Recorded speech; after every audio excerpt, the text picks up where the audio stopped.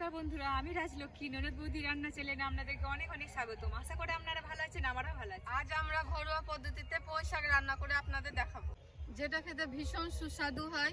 তো দেরি না করে চলুন রেসিপিটা আপনাদের সাথে শেয়ার করি।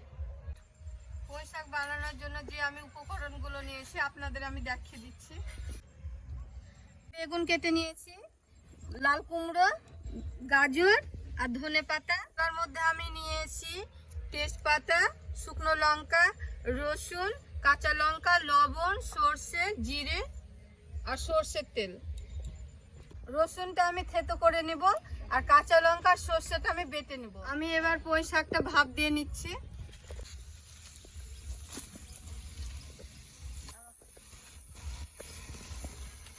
আমি এতে 1 চামচ মতো লবণ দিচ্ছি আর 1 চামচ মতো হলুদ দিচ্ছি। আমি 1 চামচের বেশি দিব, 1 চামচের বেশি দিচ্ছি। 500 গ্লাসে 1 গ্লাস জল দিয়ে দিচ্ছি। বন্ধুরা, আমি কেটে রাখা সবজিগুলো শাকের মধ্যেই ভাপ দিয়ে নিচ্ছি। এবার আমি সর্ষে লঙ্কাটা বেটে নিচ্ছি, কাঁচা লঙ্কা সর্ষেটা এবার আমি একসাথে বেটে নিচ্ছি।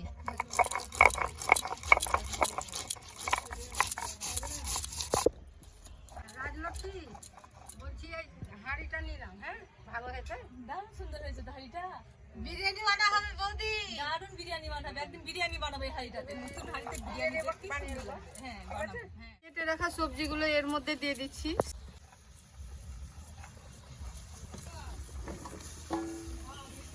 তো আমার এবার সর্ষেটা খুব ভালোভাবে বাটা হয়ে গেছে, এবার এটা আমি তুলে নেব।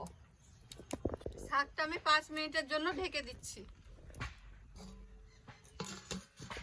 রসুনটা আমি থেতো করে নিচ্ছি।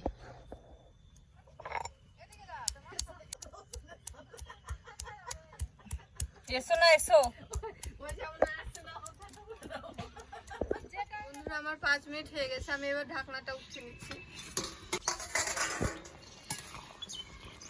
আমি নেড়ে নিচ্ছি। ডাঁটাগুলো সেদ্ধ হয়ে গেছে, আমার কুমড়োটাও সেদ্ধ হয়ে গেছে। এবার এর মধ্যে আমি সর্ষে লঙ্কা বাটাটা দিয়ে দিচ্ছি।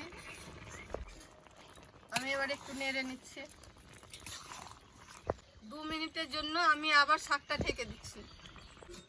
বন্ধুরা, আমার শাকটা পুরোপুরি ভাপানো হয়ে গেছে, এবার আমি নামাচ্ছি।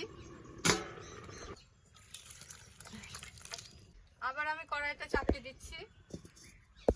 কড়াইয়ের পরে আমি কিছু পরিমাণ তেল দিই, তেলের পরে আমি শুকনো লঙ্কা, তেজপাতা এটা আমি নেড়ে দিলাম। এবার গোটা জিরে দিয়ে দিলাম।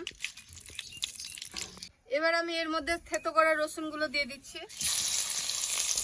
রসুনটা লাল হয়ে গেলে আমি এর মধ্যে শাকগুলো ছেড়ে দিব। এর মধ্যে শাকটা আমি এবার দিয়ে দিচ্ছি।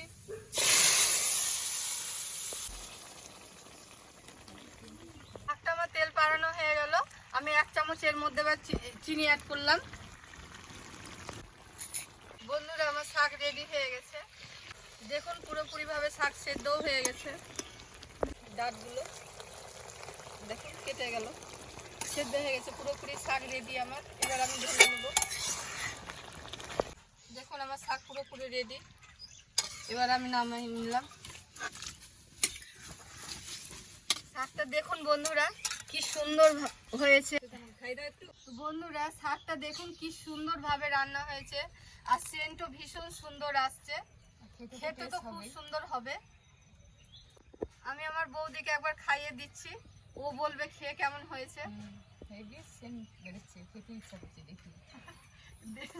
সেন্টের জন্য খেতে ইচ্ছে করছে, ভীষণ ভালো লাগে। খেয়ে দেখো তবে। আমার বৌদিকে খাইয়ে দিচ্ছি।